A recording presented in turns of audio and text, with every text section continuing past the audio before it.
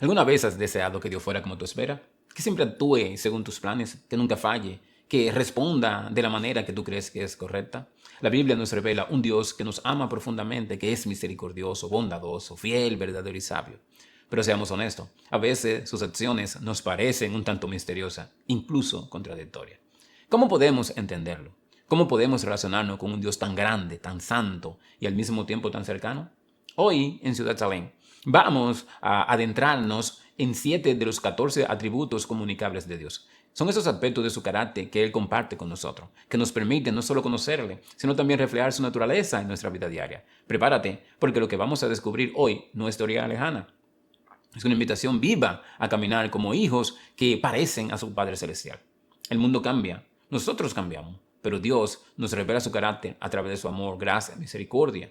Conocer estos atributos no es solo un aprendizaje, es una invitación a experimentar una relación con un Dios que transforma tu vida desde adentro hacia afuera. Soy Juan de Dios Cuello, nuestro lema es Raíces Firmes, Ciudades Transformadas. La transformación ya comenzó y tú eres parte de ella. La paz de Cristo sea con ustedes. Bienvenidos a Ciudad Salem, raíces firmes, ciudades transformadas. Aquí buscamos conocer a Dios, caminar con Él y permitir que su verdad eche raíces en nuestros corazones. Únete, la transformación ya comenzó. ¿Qué son los atributos comunicables de Dios? Antes de entrar de lleno a los atributos comunicables de Dios, necesitamos hacer nuestra pregunta. ¿Qué significa esta palabra de comunicable? En la teología, los atributos de Dios se suelen dividir en incomunicables y comunicables. Los atributos incomunicables son aquellos que pertenecen solo a Dios, que ningún otro ser creado puede tener. Por ejemplo, su eternidad, su omnipresencia, su omnipotencia. Nosotros no podemos ser eternos ni omnipresentes. En cambio, los atributos comunicables son aquellos aspectos del carácter divino que, aunque en Dios son infinitos y perfectos, Él nos permite que nosotros podamos de alguna manera reflejarlo. Por ejemplo, su amor, su misericordia, su justicia. Dicho de otra manera, los atributos comunicables son los que hacen posible que los hijos se parezcan a sus padres. No llegamos a la plenitud de lo que Dios es, pero su Espíritu obra en nosotros para que vivamos amando, perdonando, mostrando compasión. Él es santo y esa es la razón por la que este tema no es un estudio teórico, es un llamado práctico. Si nosotros conocemos a Dios, debemos reflejar su carácter en nuestra vida diaria. Con esta base clara, ahora vamos a avanzar y vamos a descubrir juntos algunos de los atributos comunicables de Dios. Si Dios es amor, ¿por qué sufre un niño? Si Dios nos ama, ¿por qué el corazón se rompe? Si su amor es eterno, ¿dónde estaba antes de que yo naciera? Estas preguntas no son blasfemia, son el gemido honesto de un corazón que anhela reconciliar el dolor del mundo con la promesa del cielo. Y es en este espacio de duda y de fe donde el amor de Dios se revela, no como una simple emoción, sino como la realidad fundamental del universo. En 1 de Juan, en el capítulo 4, en los versos 7 y 8, nosotros leemos que la Biblia dice: amados, amémonos unos a otros, porque el amor es de Dios. Todo aquel que ama es nacido de Dios y conoce a Dios. Del lado contrario, el que no ama no ha conocido a Dios, porque Dios es amor. Si nosotros notamos aquí la expresión, no dice que Dios tiene amor, como si fuera un atributo más de Él. Dice que Dios es amor, porque el amor no es algo que Él reparte, es quien Él es en su misma esencia. En el griego, en el original, la palabra que se utiliza aquí es ágape, que es un amor que elige, que se sacrifica, que valora al otro, no por lo que el otro pueda dar, sino por quién es. Es el amor que crea valor en el amado, no que responde a un valor preexistencial. Nuestro amor siempre tiene un punto de partida, el de él no. En Jeremías, en el capítulo 31, en el verso 3, dice: con amor eterno te he amado, por tanto te prolongué mis misericordia. Antes de que los montes fueran formados, antes de que el tiempo comenzara a medirse, ya estabas amado. Su amor por ti no es una reacción a tu existencia. Su amor por ti es la razón de ella. Eres amado no porque seas amable, sino porque Él es amor. Eso significa que tu valor no cambia.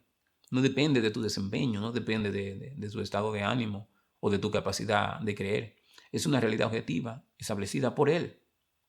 Porque todo en la vida es temporal, menos una cosa. La Biblia dice en 1 Corintios, en el capítulo 3, en el verso 13, y ahora permanecen la fe, la esperanza y el amor.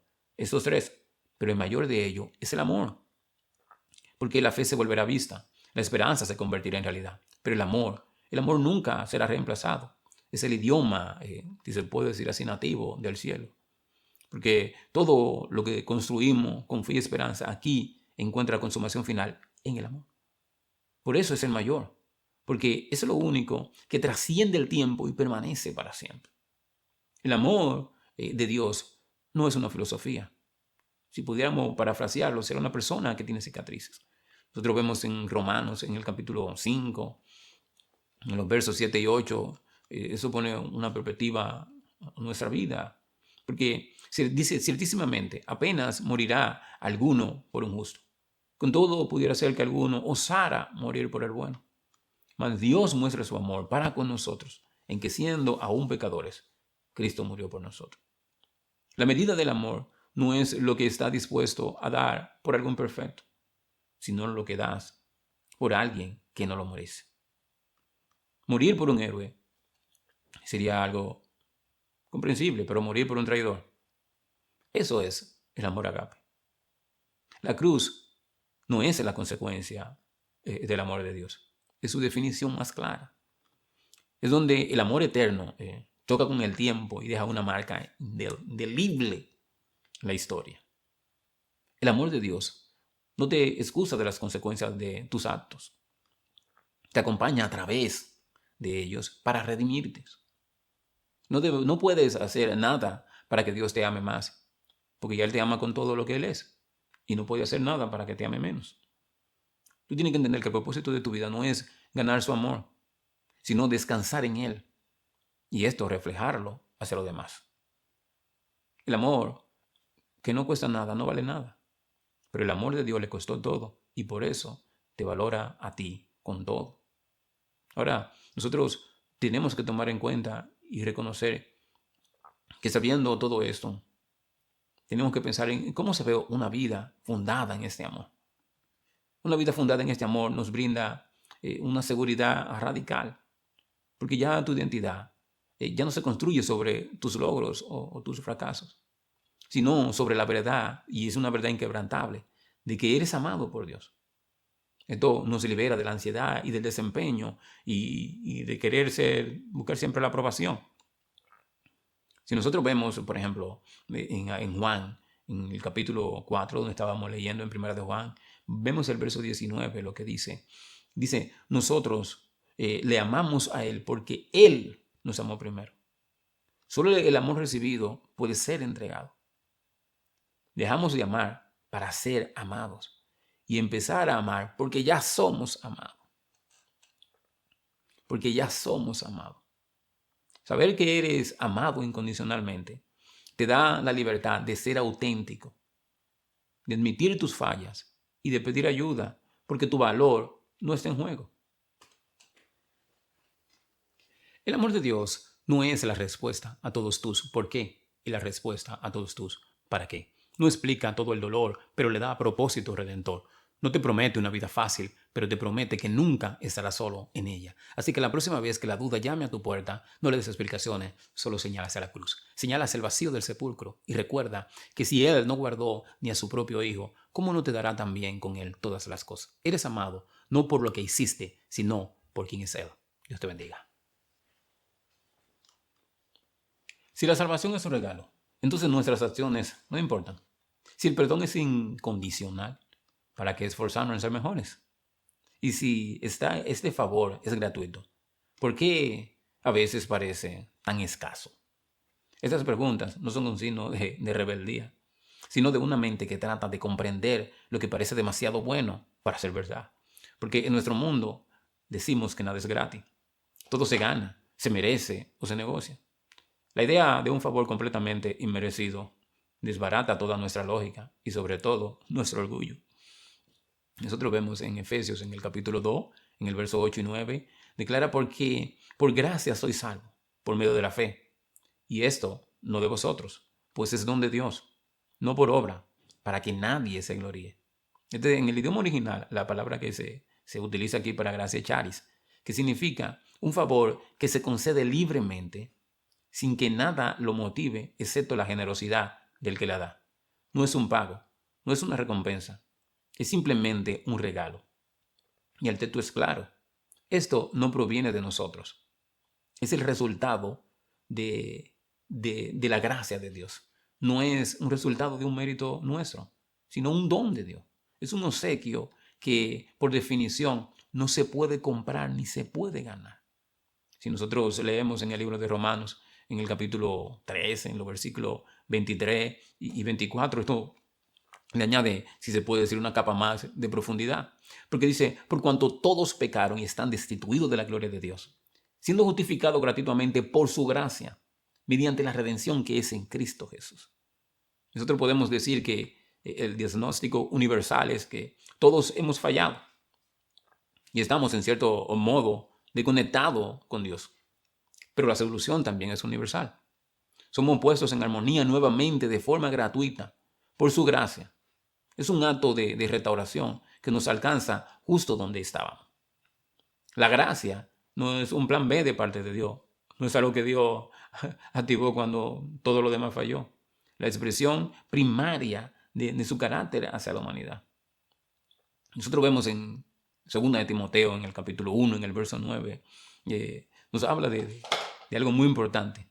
Dice, quien nos salvó y llamó con llamamiento santo, no conforme a nuestras obras, sino según el propósito suyo y la gracia que nos fue dada en Cristo Jesús. Eso es lo importante para nosotros. Esto es lo asombroso. La gracia no es una reacción, es una decisión de parte de Dios. Antes de que las cosas, el tiempo y todo comenzara, antes de que existieran nuestras dudas o nuestros mayores fracasos, ya estaba el regalo de Dios para nosotros. Significa que la gracia no depende de nuestro estado actual. Nos parece y nos envuelve. Esto nos precede a nosotros. Esta gracia nos alcanza. Y quizás muchos piensan que la gracia es solo el punto de partida. Quizás sea más bien el boleto de entrada. Pero su poder no termina ahí. Es también la fuerza, el combustible para nuestro camino. Si nosotros leemos en Hebreo en el capítulo 4, en el verso 16, dice, acerquémonos pues confiadamente al trono de la gracia, para alcanzar misericordia y hallar gracia para el oportuno socorro.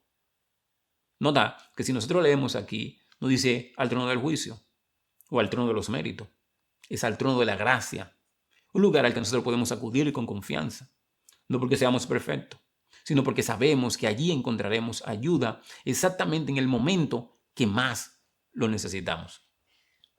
Aquí donde nosotros vemos y podemos sentir la fuerza y la misericordia de Dios en nuestra vida. Nosotros podemos ver que muchas veces la persona entramos en confusión y podemos malentender lo que significa la gracia. Porque la gracia no nos da licencia para vivir como queramos. Al contrario, es la misma gracia lo que nos impulsa al cambio. Nosotros vemos en Tito en el capítulo 2, en el verso 11 y 12, porque la gracia de Dios se ha manifestado para salvación a todos los hombres, enseñándonos que renunciemos a la impiedad y a los deseos mundanos y que vivamos en este siglo sobria, justa y piadosamente. La gracia no es un manto que tapa el pecado para que sigamos o para que el pecado siga creciendo. Es un maestro que nos educa, nos enseña a decir no, a lo que nos daña o a lo que daña a otros y decir sí a una vida íntegra, a una vida con propósito. La gracia no nos deja igual, nos transforma desde adentro hacia afuera. La gracia encuentra su belleza en todo lo que el mundo ha pasado por alto. La religión dice, haz para merecer. La gracia susurra, descansa porque ya eres amado. Ahora vive desde este lugar. La gracia es el oxígeno de nuestra alma. No se puede, si se puede decir así, almacenar. Solo se puede respirar en el momento presente. No subestimemos la gracia de Dios, que es la que nos sostiene hoy. Pensando quizás en los errores del ayer o en los miedos del mañana. Amemos a Dios por su gracia. Juan, en el capítulo 1 y en los versículos 16, 17, nos dice algo muy, muy importante, porque dice, porque de su plenitud tomamos todos gracia sobre gracia. Pues la ley por medio de Moisés fue dada, pero la gracia y la verdad vinieron por medio de Jesucristo. Gracia sobre gracia. Entonces nos pone a nosotros a pensar, y es como si fuera la ola del mar. Si nosotros vemos las olas del mar, viene una encima de la otra, una tras otra sin cesar, gracia sobre gracia. No es una medida escasa, es un flujo constante y abundante, gracia sobre gracia. Cada nuevo día, cada momento para nosotros es importante, porque en cada nueva etapa la gracia viene sobre nuestra vida, la gracia viene sobre nosotros. Entonces, ¿cómo podemos vivir nosotros a partir de esta verdad? O nosotros ahora podemos descansar en su autoexistencia. Nosotros podemos soltar la pesada carga de tener que demostrar tu valor constantemente, porque ya tu valor no depende de ti. Ya tu valor ya fue establecido por Dios. Nosotros tenemos que practicar la gracia. Nosotros podemos compartir la gracia con los demás, enseñarles lo que Dios ha hecho con nosotros. Porque ahora nosotros podemos descansar en Él. Cuando nosotros tropecemos, ya sea en un lugar y pensemos en un lugar de condenación, recuerda que el regalo de la gracia eso es lo que nos da el poder para nosotros poder comenzar de nuevo. Nosotros podemos recordar lo mucho que se nos ha perdonado y que se nos ha dado. Nosotros encontraremos la fuerza para perdonar y dar a otros, incluso cuando no lo merecen. La gracia es el mayor regalo que nos encuentra en nuestra mayor debilidad y nos ofrece una fuerza que no es nuestra. Es la voz que nos llama a acercarnos cuando todo en nosotros grita que debemos huir. No es un concepto teológico, la realidad más práctica y transformadora que existe. La gracia no es el final de la jornada espiritual, es el aire que respiramos en cada paso del camino. Segunda de Corintios 9:8 nos dice, y poderoso es Dios para hacer que abunde en nosotros toda gracia, a fin de que teniendo siempre en todas las cosas todo lo suficiente, abundéis para buena obra. La gracia es suficiente y siempre lo será. Si Dios es justo, ¿por qué no castiga de inmediato a los culpables? Si es misericordioso, ¿por qué permite tanto sufrimiento? ¿No es misericordioso una contradicción de la justicia divina? Aquí entra la tensión que muchas veces sentimos. La justicia exige pago, pero la misericordia perdón. ¿Cómo puede entonces Dios ser las dos cosas al mismo tiempo? Y esto sin contradecirse. Esta pregunta surge de una comprensión muchas veces limitada de quién es Él. No es que Él tenga misericordia a veces y en otros casos justicia. Su justicia es misericordiosa y su misericordia es justa. Ambas se encuentran perfectamente reconciliadas en su carácter.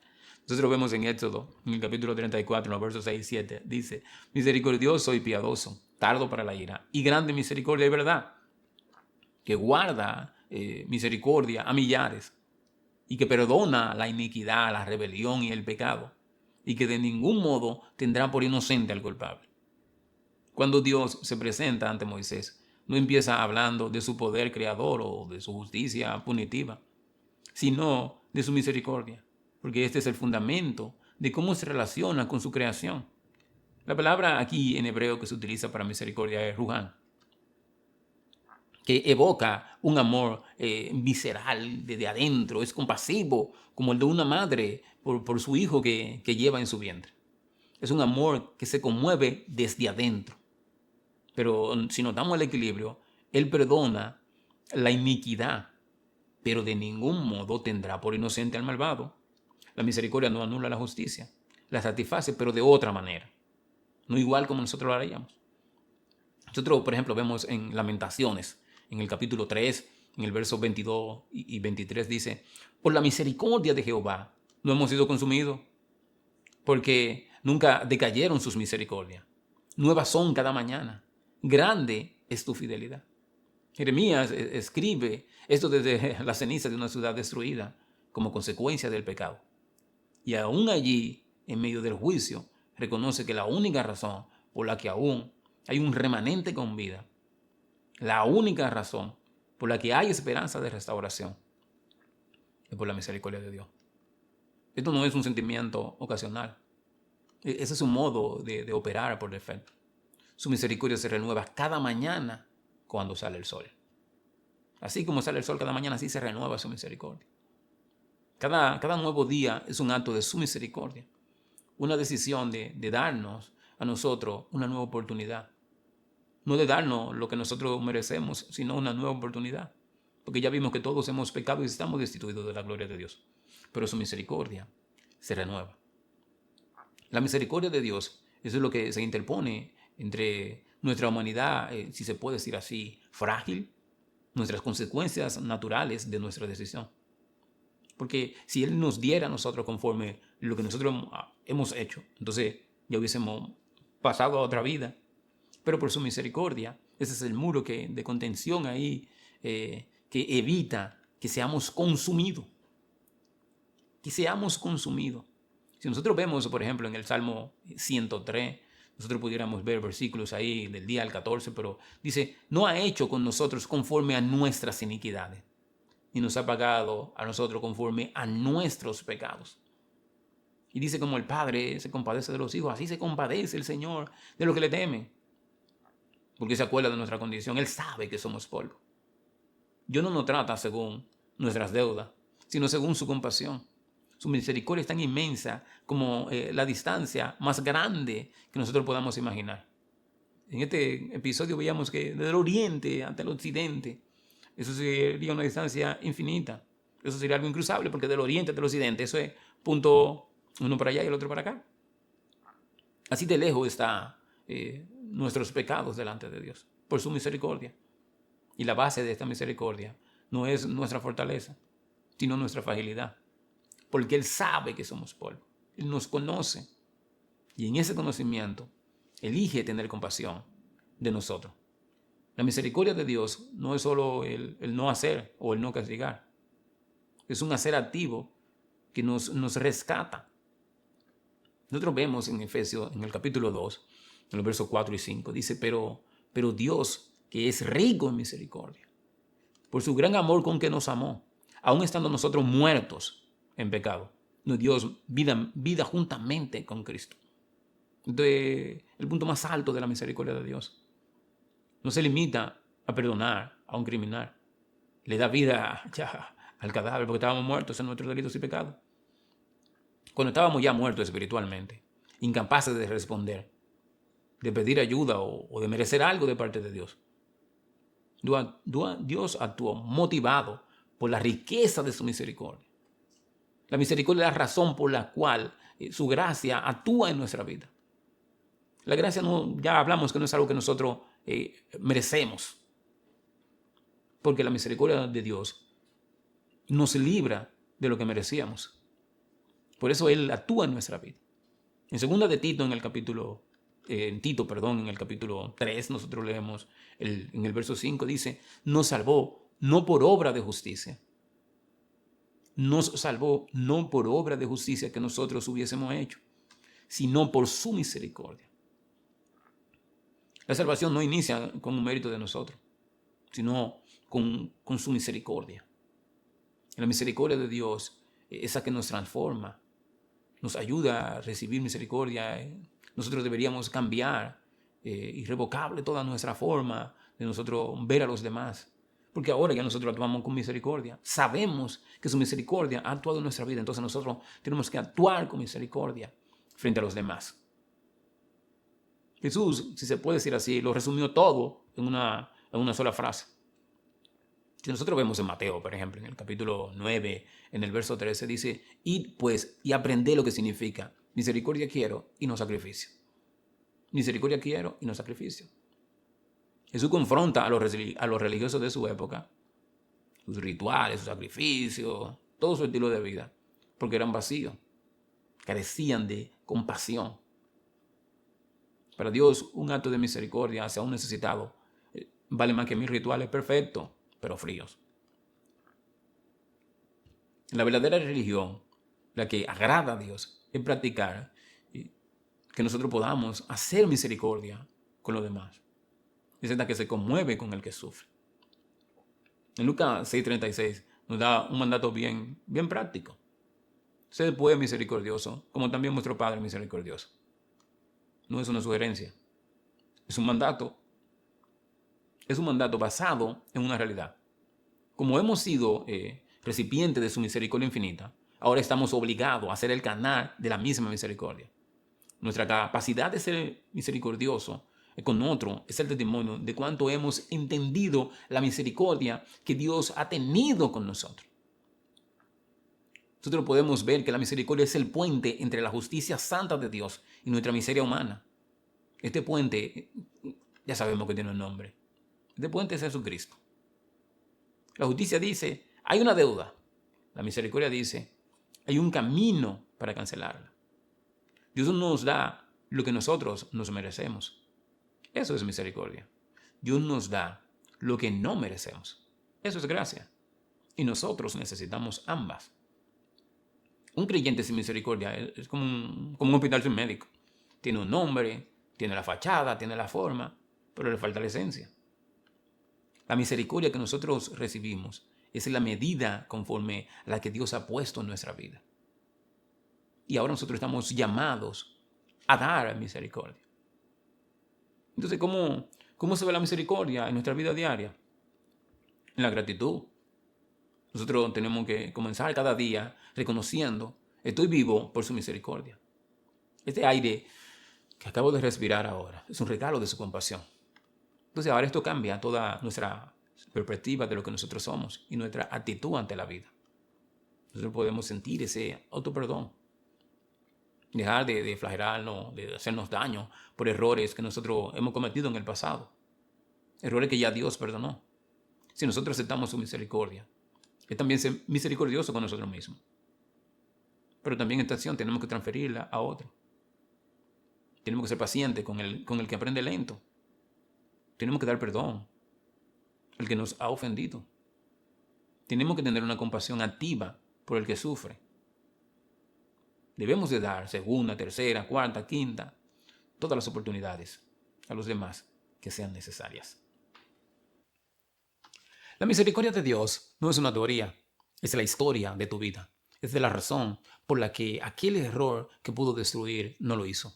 Es la mano que te levantó cuando nadie veía. No es un atributo lejano, es el latido mismo del corazón de Dios hacia ti. Y si hoy esa misericordia te ha alcanzado, tu vida ya no te pertenece, te convierte en un embajador, en un reflejo de su misma compasión en un mundo lleno de dureza y de juicio. Hoy puedes elegir cerrar ciclos, indignaciones y abrir puertas de misericordia. Si Dios es bueno, ¿por qué existe tanto sufrimiento? Si Dios es bondadoso, ¿por qué no siempre evita que el mal nos toque?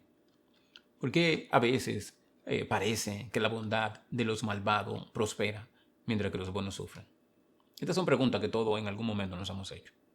No son señales de poca fe, sino de una mente que lucha por reconciliar la realidad que vivimos con la verdad que creemos. Y es precisamente ahí, en esa aparente contradicción, donde descubrimos la profundidad y la riqueza de los atributos de la bondad de Dios. Su bondad no es ingenua, es más compleja y robusta de lo que nosotros podemos imaginar. Si nosotros leemos en el Salmo 34, en el verso 8, dice, gustad y ved qué bueno es Dios. Dichoso el hombre que en él confía. No es del lenguaje, no dice pensad y estudiad, sino gustad y ved. La bondad de Dios no es solo un concepto teológico para analizar, es una realidad experimental para saborear. Es para probarla en la vida diaria, en los momentos simples y en las crisis más profundas. Ese es el acto de confiar, donde se prueba que Él es bueno. La dicha no es una ausencia de problema, sino la presencia de una certeza inquebrantable en medio de los problemas. Nosotros vemos en el Salmo 145, 9 dice, bueno es Dios para con todos y su misericordia sobre todas sus obras. Esta es una verdad que expande nuestro entendimiento. La bondad de Dios es universal. Así como el sol sale sobre justos e injustos, la lluvia riega los campos de los buenos y los malos, su bondad básica se sustenta toda la creación. No está reservada para una élite espiritual. Es el fundamento de toda existencia. En el hebreo original, la palabra que se utiliza aquí es tov, que significa que algo es bueno, hermoso, agradable, funcional y completo. La bondad de Dios no tiene fisura, es integral y perfecta. La bondad de Dios es el ambiente en el que existimos. Eso es lo que impide que todo caos consuma todo.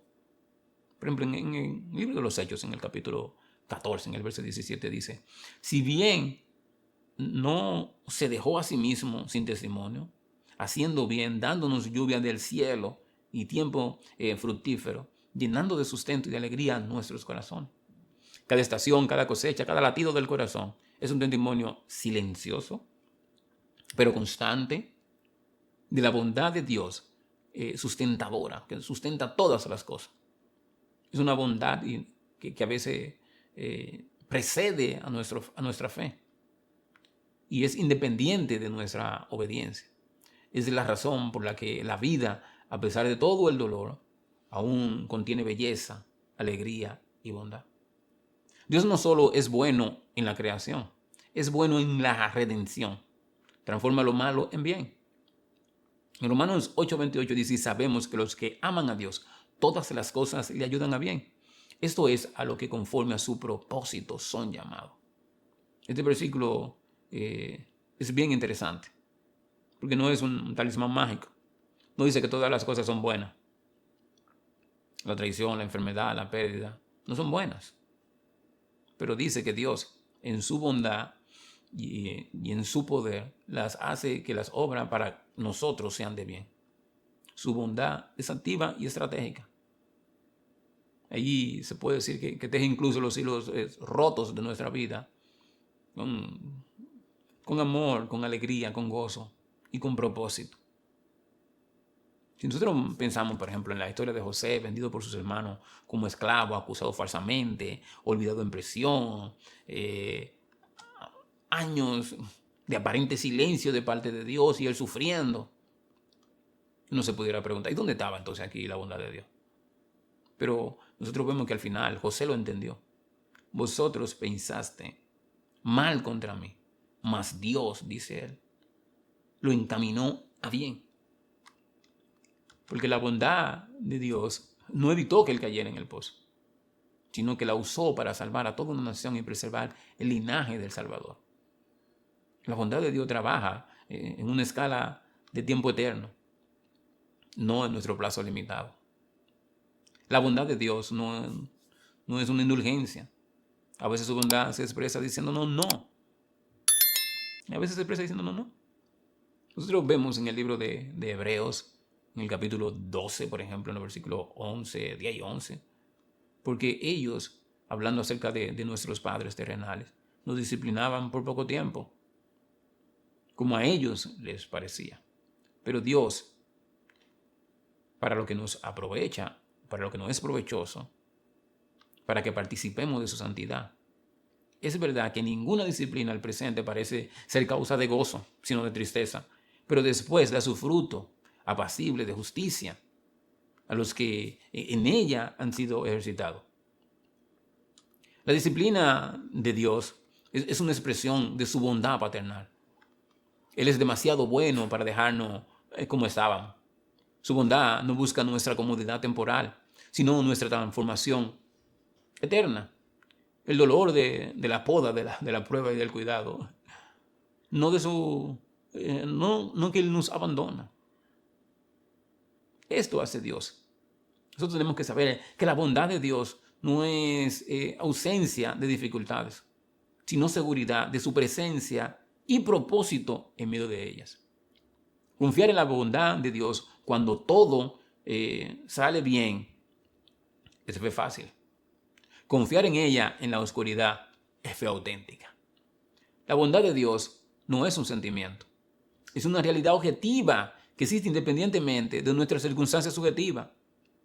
El mal no prueba que Dios no sea bueno.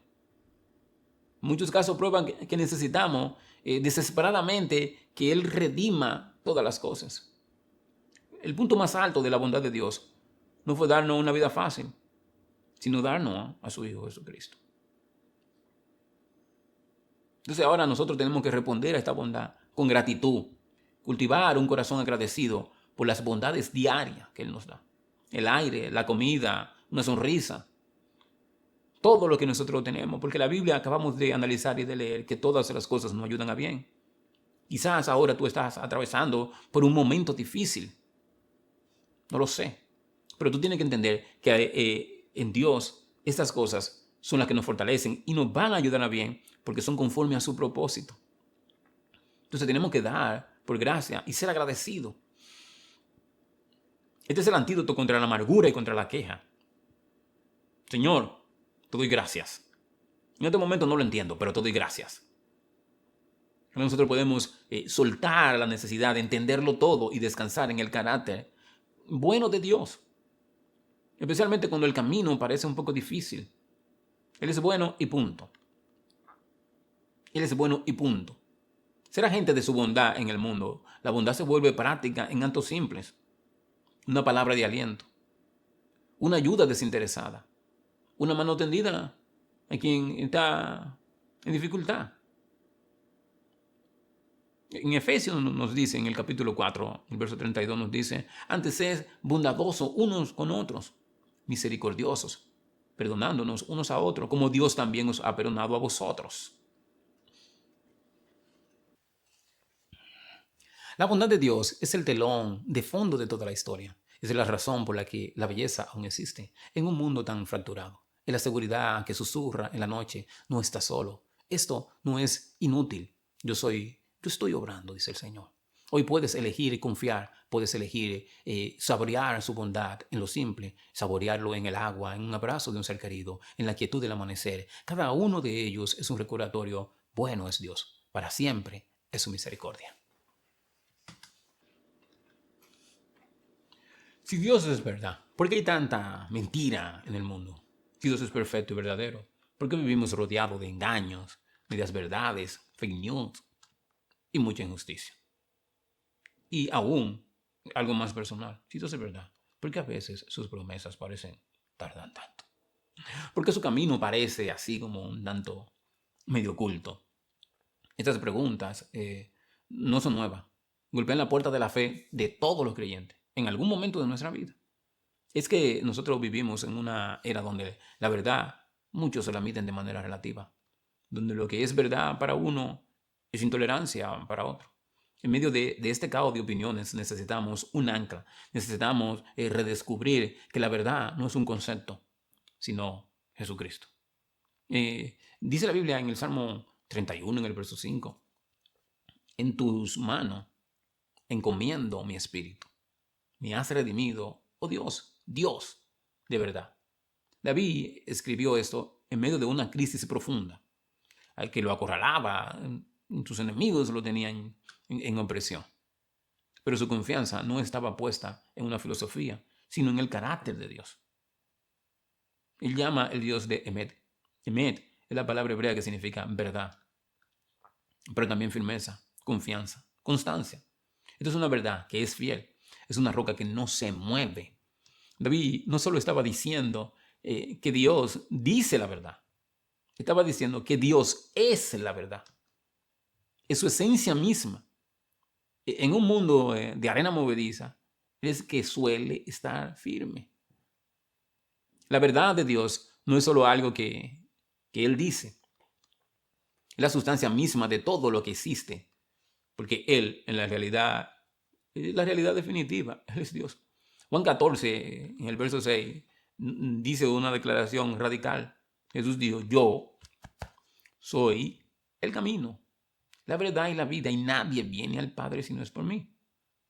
Jesús no dijo, yo enseño la verdad, o yo muestro el camino. Él dijo, yo soy la verdad. Es inseparable de sí mismo. Esto significa que toda verdad en la ciencia, en el arte, en la matemática, en la ética, encuentra su origen y coherencia final en Él. Toda verdad es verdad de Dios. Una mentira entonces no es solo una violación a una regla, es una rebelión contra la misma estructura de la realidad, contra el Dios Emet. La verdad, como promesa fiel de parte de Dios, es una expresión práctica a nuestra vida diaria.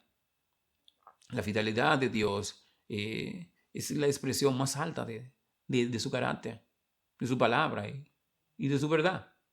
Nosotros vemos en Tito, en el capítulo 1, en el verso 2, dice, en la esperanza de la vida eterna, la cual Dios, que no miente, prometió desde antes del principio de los siglos. Aquí, esta frase, lo que quiere decir es que Dios, que no pudo mentir, porque Él no puede mentir, porque esto contradice su naturaleza.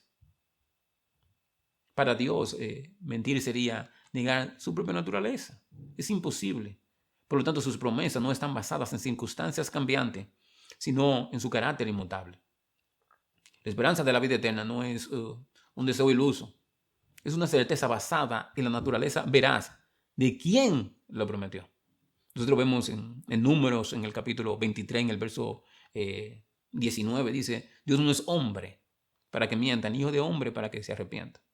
Él dijo, yo haré, y habló, y no lo ejecutará.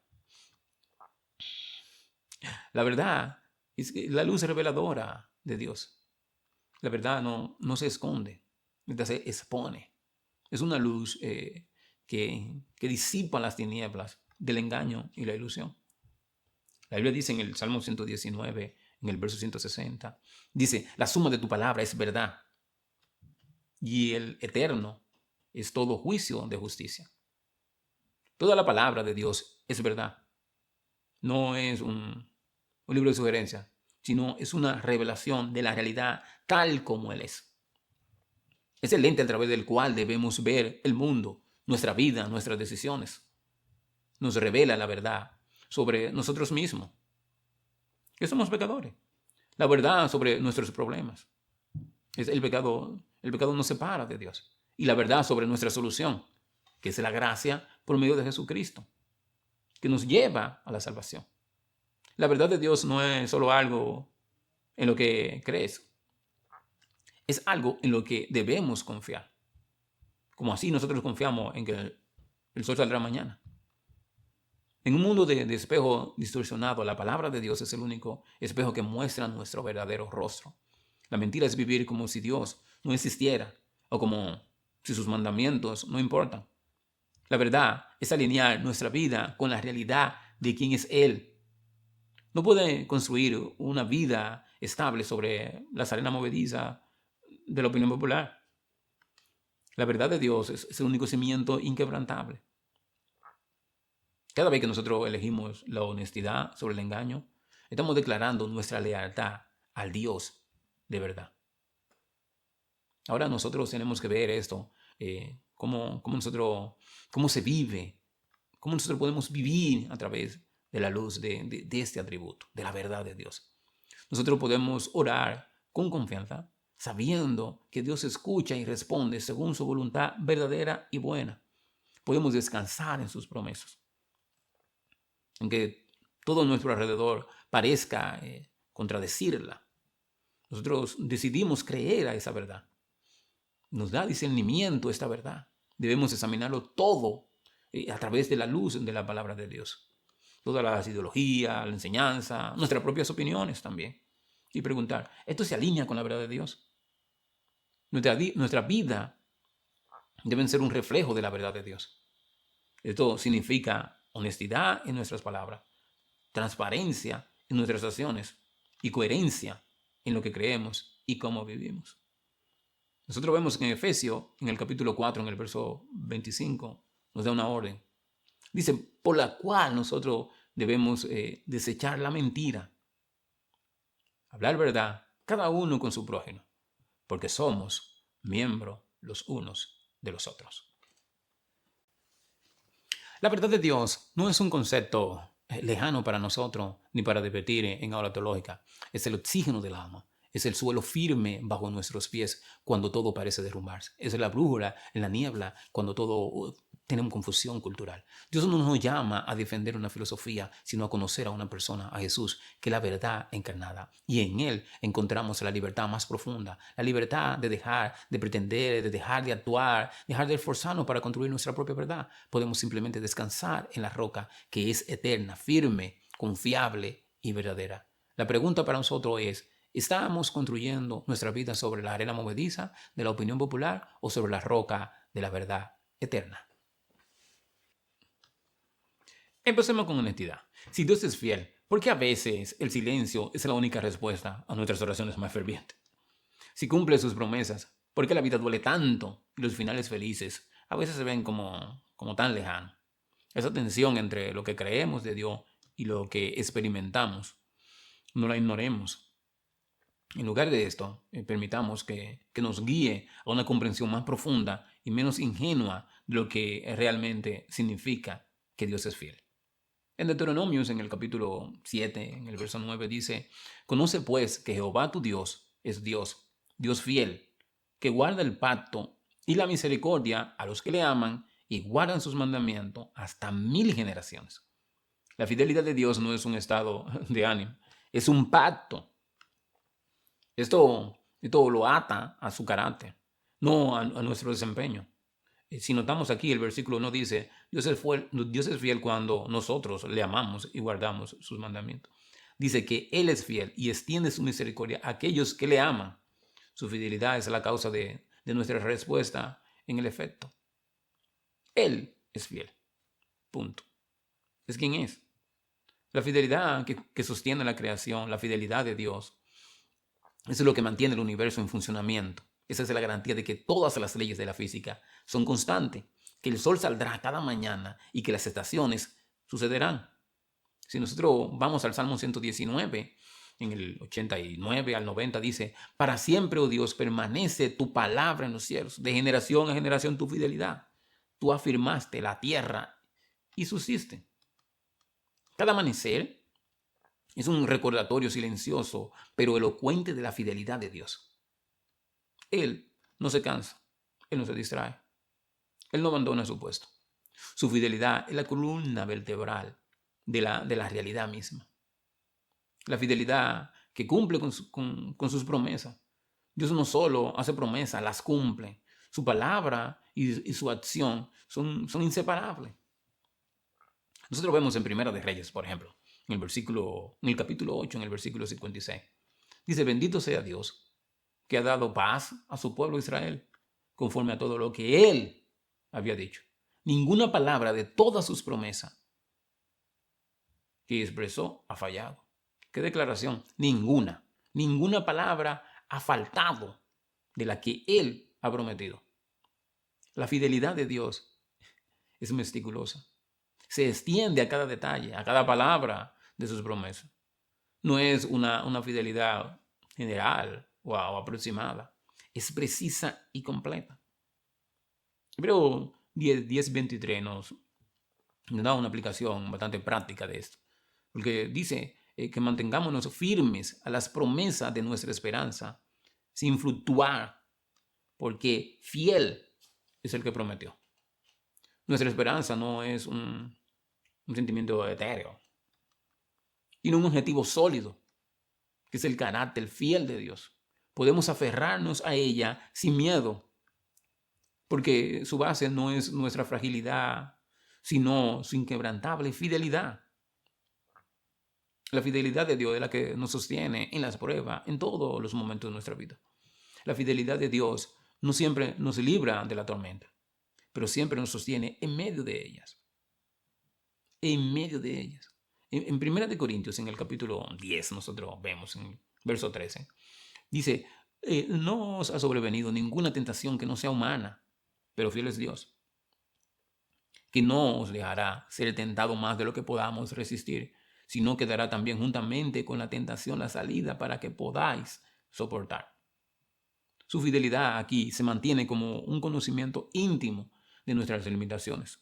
Él es fiel en todos los frentes.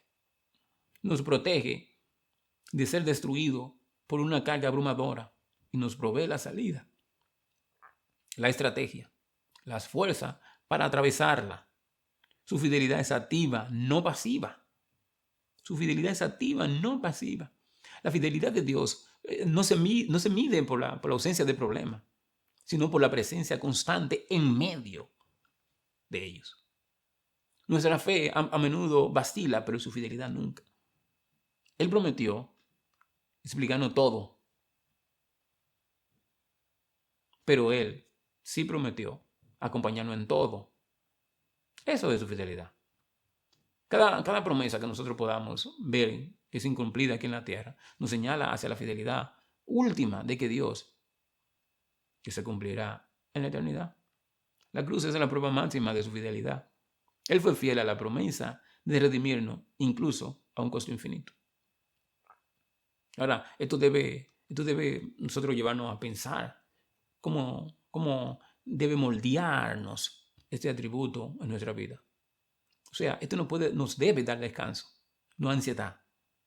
Podemos cambiar nosotros la ansiedad por el descanso de Dios. Si Él es fiel para sostener el universo, no podemos confiar nosotros los detalles de nuestra vida a Él. Primera de Pedro, en el capítulo 4, verso 19, nos exhorta. Por tanto, los que padecen según la voluntad de Dios, encomienden sus almas al fiel Creador y hagan el bien. Esto nos da paciencia a nosotros.